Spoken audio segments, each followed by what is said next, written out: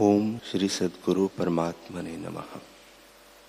श्री वशिष्ठ जी बोले, हे रामचंद्र जी, ज्ञान का यह साधन है कि ब्रह्म विद्या को विचार के उसके अर्थ की बारंबार भावना करें और पुण्य क्रियाओं का आचरण करें। इससे भिन्न ज्ञान का कोई साधन नहीं। इसी से ज्ञान की प्राप्ति होती है। जिस पुरुष को ऐसी भावना होती है, उसको यदि नाना प्रकार की सुगंध, अगर, चंदन, चोये आदि और अप्सरा अनिश्चित प्राप्त हो तो उसका निरादर करता है। और जो स्त्री को देखता है तो माता के समान जानता है। पराये धन को पत्थर के बट्टे के समान देखकर वांछा नहीं करता और सब प्राणियों पर दया करता है। जैसे अपने सुख को प्रसन्न करने वाला है और दुख को अनिष्ट जानता है, वैसे ही औरों को भी अपने सदृश जानकर सुख देता है, दुख किसी को नहीं देता। इस प्रकार वह पुरुष पुण्य कर्म करता है, सत्शास्त्रों के अर्थ का अभ्यास करता है और सर्वदा असंग रहता है। असंग भी दो प्रकार का है। राम जी ने पूछा, हे भगवान, संग असंग का लक्षण क्या है? इनका भेद समझा कर आप कहिए। श्री वशिष्ठ जी बोले, हे रामचंद्र जी, संग दो प्रकार का है, एक समान और दूसरा विशेष। उसका लक्षण सुनो। समान संग यह है कि मैं कुछ नहीं करता, न मैं किसी को देता हूं, न मुझे कोई देता है। सब ईश्वर की आज्ञा है। जिसको धन देने की इच्छा होती है उसको वह धन देता है, और जिससे लेना होता है उससे लेता है। अपने अधीन कुछ नहीं। समान असंग वाला जो कुछ दान तप आदि करता है वह ईश्वर अर्पण करता है और अपना अभिमान कुछ नहीं करता। कहता है कि सब ईश्वर की शक्ति से होता है। इस प्रकार निरअभिमान होकर वह धर्म चेष्टा में स्वाभाविक विचरता है। जो कुछ इंद्रियों के भोग की संपदा है उसको आपदा जानता है और भोगों को महा आपदा रूप मानता है। संपदा आपदा रूप है, संयोग वियोग रूप है, और जितने पदार्थ है वह सन्निपात रूप है, विचार से नष्ट हो जाते हैं। इससे सबको वह नाश रूप ही जानता है।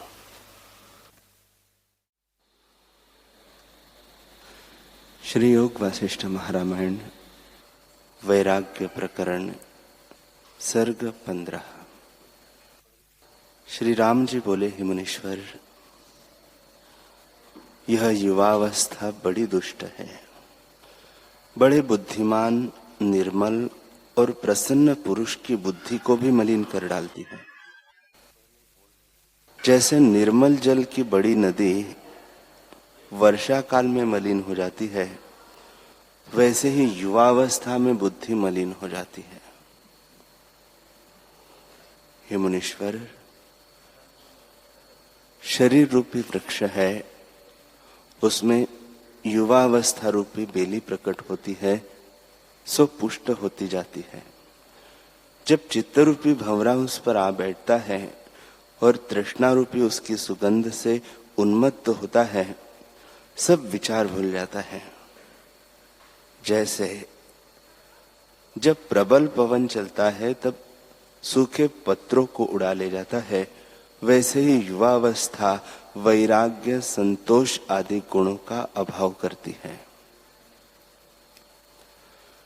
दुख रूपी कमल का युवावस्था रूपी सूर्य है। इसके उदय से सब दुख प्रफुल्लित हो आते हैं। इससे सब दुखों का मूल युवावस्था है। जैसे सूर्य के उदय से सूर्यमुखी कमल खिलाते हैं, वैसे ही चित्त रूपी कमल संसार रूपी पंखुरी और सत्यता रूपी सुगंध से खिल जाता है, और तृष्णा रूपी भंवरा उस पर आ बैठता है और विषय की सुगंध लेता है। हे मुनीश्वर, संसार रूपी रात्रि है, उसमें युवावस्था रूपी तारांगण प्रकाशते हैं। अर्थात शरीर युवावस्था में सुशोभित होता है। जैसे धान के छोटे वृक्ष हरे तब तक रहते हैं जब तक उसमें फल नहीं आता। जब फल आता है तब वृक्ष सूखने लगते हैं और अन्न परिपक्व होता है। वृक्ष की हरियाली नहीं रह सकती। वैसे ही जब तक जवानी नहीं आती तब तक सुंदर शरीर कोमल रहता है। जब जवानी आती है तब शरीर क्रूर हो जाता है और फिर परिपक्व होकर क्षीण और वृद्ध होता है। ऐसे हे मुनीश्वर, ऐसी दुख के मूल रूप युवावस्था की मुझको इच्छा नहीं है। जैसे समुद्र बड़े ताल से तरंगों को पसारता और उछालता है तो भी मर्यादा नहीं त्यागता, क्योंकि ईश्वर की आज्ञा मर्यादा में रहने की है। और युवावस्था तो ऐसी है कि शास्त्र और लोक की मर्यादा मेट के चलती है और उसको अपना विचार नहीं रहता। जैसे अंधकार में पदार्थ का ज्ञान नहीं होता, वैसे ही युवावस्था में शुभाशुभ का विचार नहीं होता। जिसको विचार नहीं रहा उसको शांति कहां से हो? वह सदा व्याधि और ताप से जलता रहता है। जैसे जल के बिना मच्छ को शांति नहीं होती, वैसे ही विचार के बिना पुरुष सदा जलता रहता है। जब युवावस्था रूपी रात्रि आती है तब काम पिशाच आके गरजता है और यही संकल्प उठते हैं कि कोई कामी पुरुष आवे तो उसके साथ मैं यही चर्चा करूं कि हे मित्र, वह स्त्री कैसे सुंदर है और उसके कैसे कटाक्ष है, वह किस प्रकार मुझे प्राप्त हो। हे मुनीश्वर, इस इच्छा में वह सदा जलता ही रहता है। जैसे मरुस्थल की नदी को देख मृग दौड़ता है और जल की अप्राप्ति से जलता है, वैसे ही कामी पुरुष विषय की वासना से जलता है और शांति नहीं पाता। हे मुनीश्वर, मनुष्य जन्म उत्तम है, परंतु जिसके अभाग्य है उनको विषय से आत्मपद की प्राप्ति नहीं होती। जैसे किसी को चिंतामणि प्राप्त हो और वह उसका निरादर करे, उसका गुण न जानकर डाल दे, वैसे ही जिस पुरुष ने मनुष्य शरीर पाकर आत्मपद नहीं पाया वह बड़ा अभागी है और मूर्खता से अपने जन्म को व्यर्थ खो डालता है।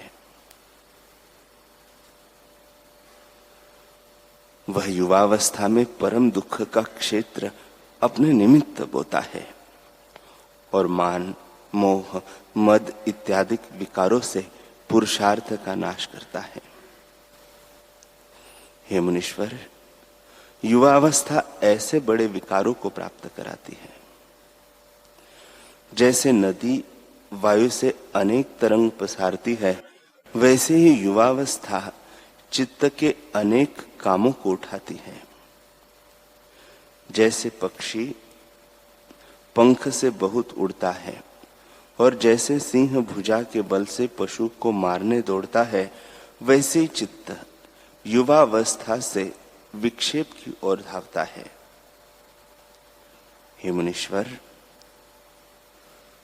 समुद्र का तरना कठिन है क्योंकि उसमें जल अथाह है अथवा उसका विस्तार भी बड़ा है और उसमें कच्छ, मच्छ, मगर भी बड़े बड़े जीव रहते हैं, पर मैं उनका तरना भी सुगम मानता हूं।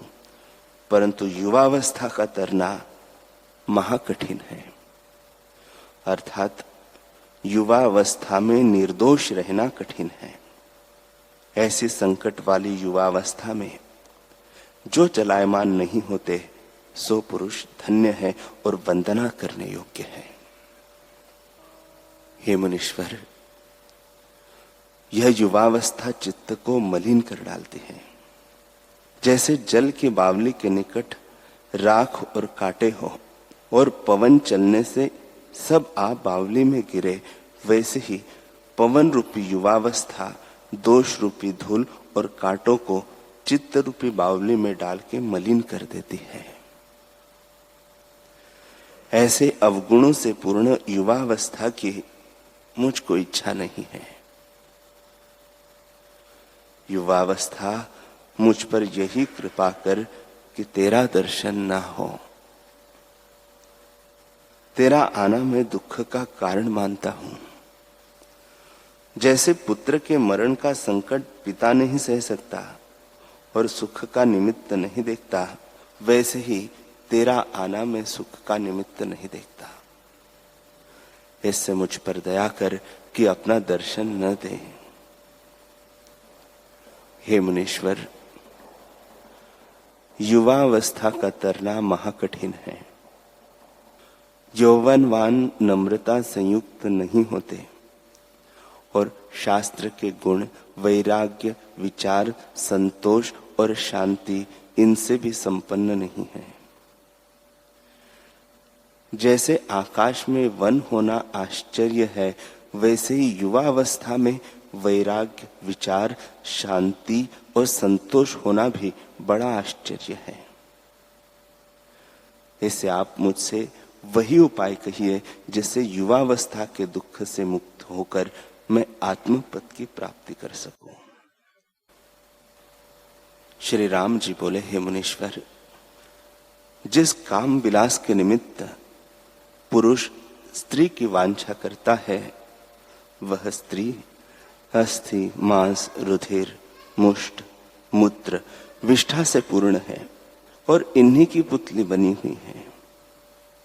जैसे यंत्री की बनी हुई पुतली तागे के द्वारा अनेक चेष्टा करती है, वैसे यह अस्थि, मांस आदि की पुतली में कुछ और नहीं है। जो विचार से नहीं देखता उसको रमणीय दिखती है।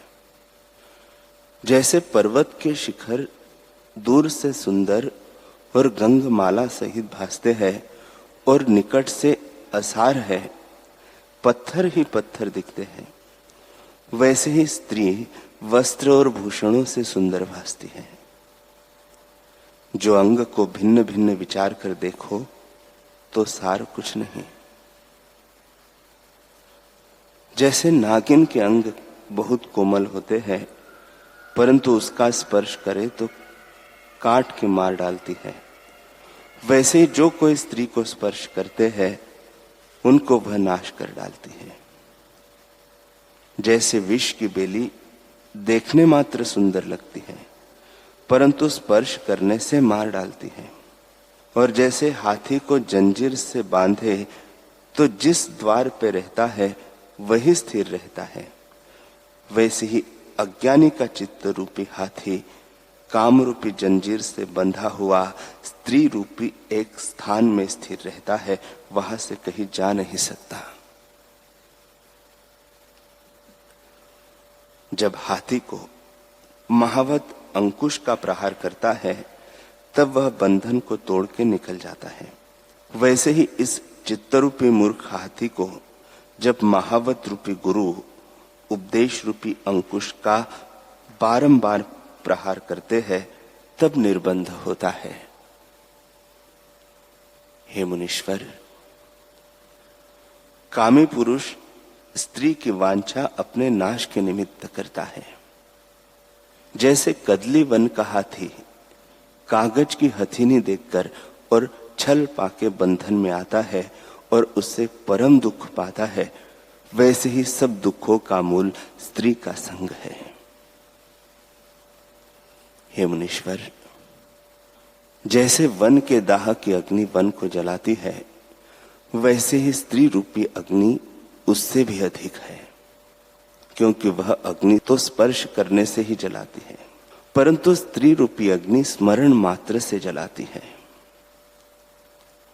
जो सुख रमणीय दिखता है वह आपात रमणीय है। जब स्त्री सुख का वियोग होता है तब मुर्दे किनाई हो जाता है। हे मुनीश्वर, यह तो अस्थि, मांस और रुधिर का पिंजरा है, सो अग्नि में भस्म हो जाएगा अथवा पशु पक्षी के खाने का आहार होगा और प्राण आकाश में लीन हो जाएंगे। इसे इस स्त्री की इच्छा करना मूर्खता है। जैसे अग्नि की ज्वाला के ऊपर श्यामता होती है, वैसे ही स्त्री के शीश के ऊपर श्याम केश है।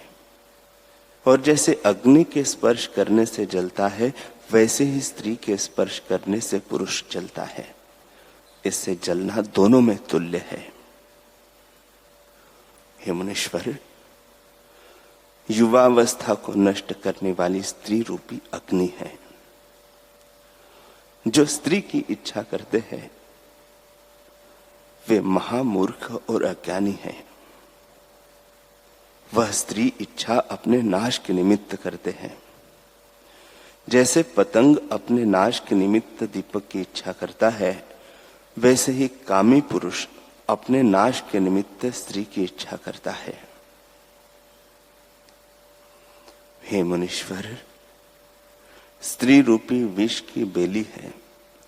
हाथ पांव के अग्रभाग उसके पत्र है, भुजा डाली है, स्तन रूप गुच्छे है और नेत्र आदि इंद्रियां फूल है।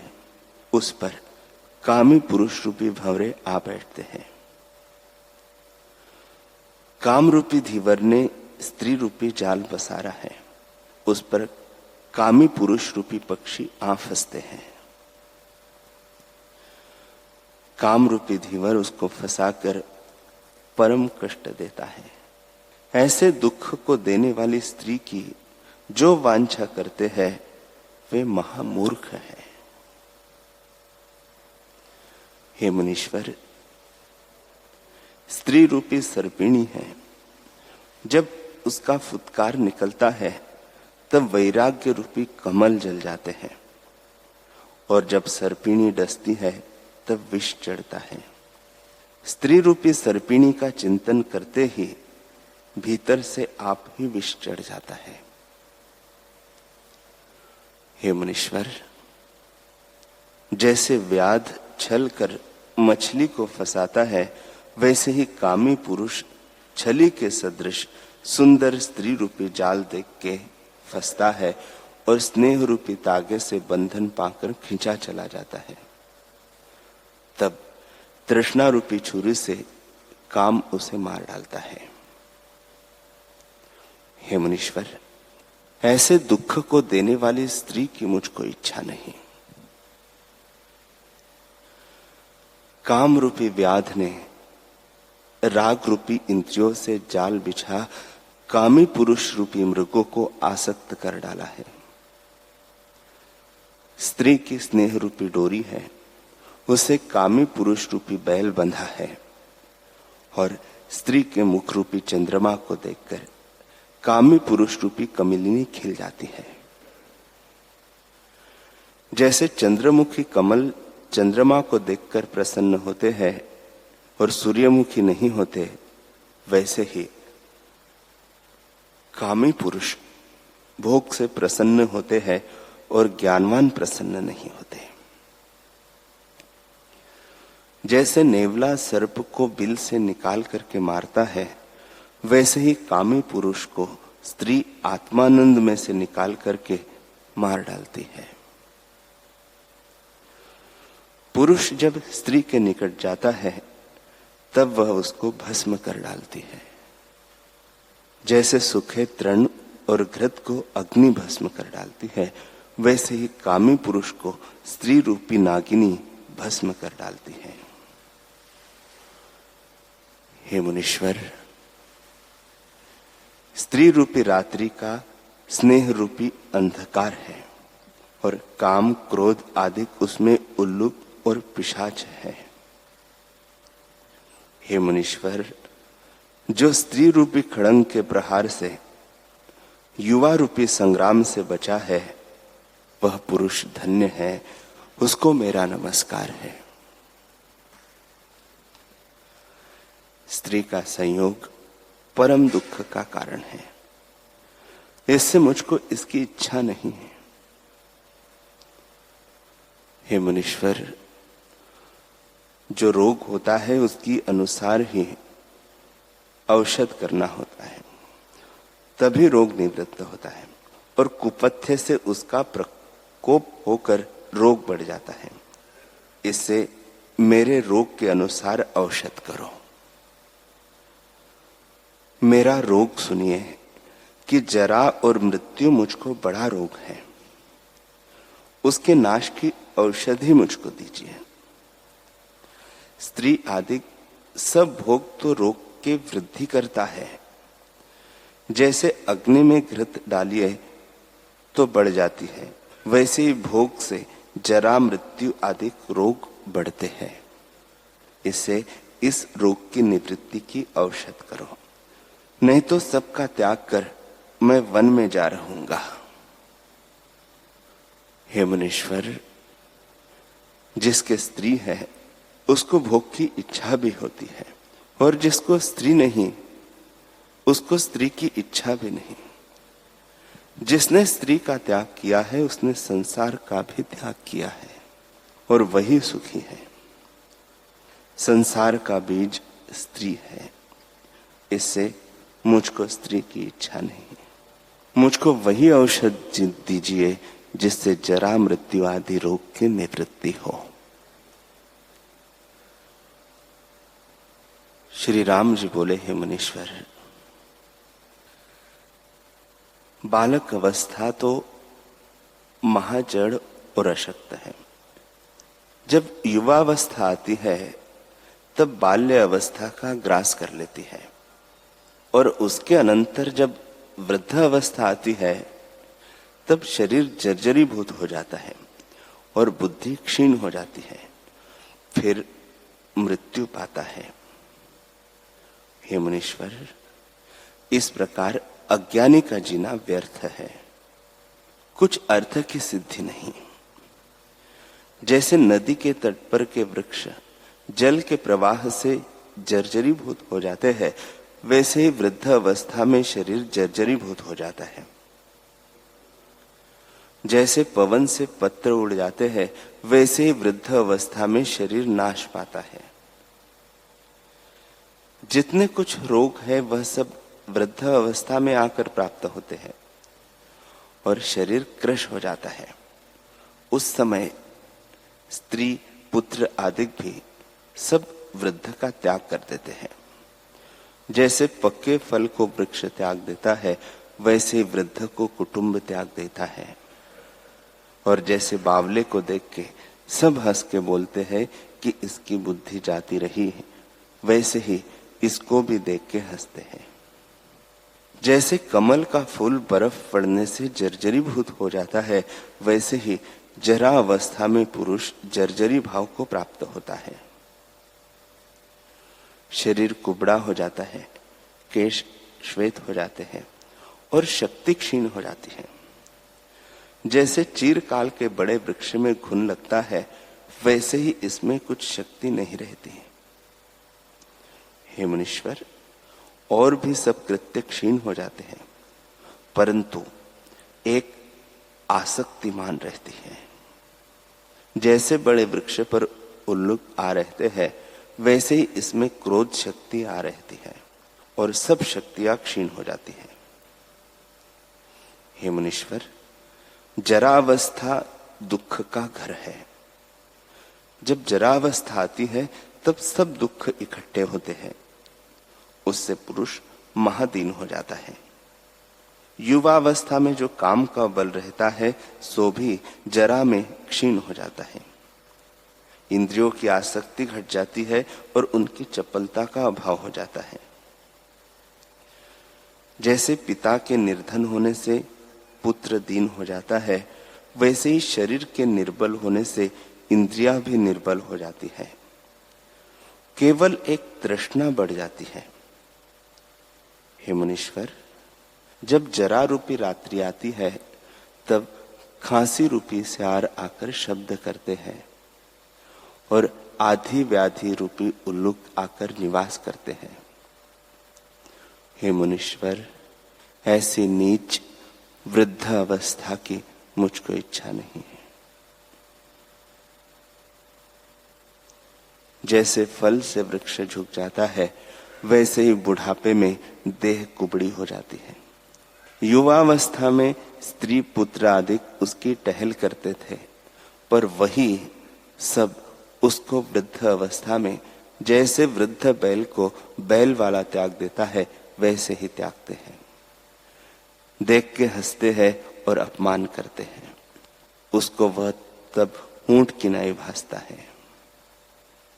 हे मुनीश्वर, ऐसी नीच अवस्था की मुझको इच्छा नहीं। अब जो कुछ कर्तव्य हो मुझसे कहिए, मैं करूं। इस शरीर की तीनों अवस्थाओं में कोई सुखदायी नहीं, क्योंकि बाल्यावस्था महामूढ़ है, युवावस्था महाविकारवान है और जरावस्था महादुख का कारण है। बाल्यावस्था को युवावस्था ग्रास लेती है, युवावस्था को जरावस्था ग्रास लेती है और जरावस्था को मृत्यु ग्रास लेती है। यह अवस्था सब अल्प काल की है, इसके आश्रय से मुझको क्या सुख होगा। इससे आप मुझे वही उपाय बताइए जिससे इस दुख से मुक्त हो जाऊं।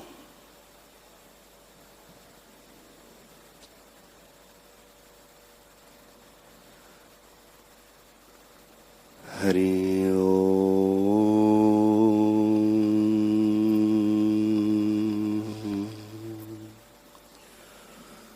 हरि ओम।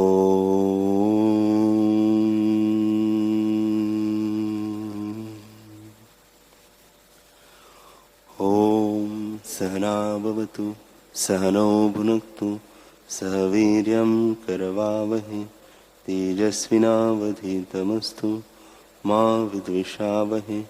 ओम शांति शांति शांति।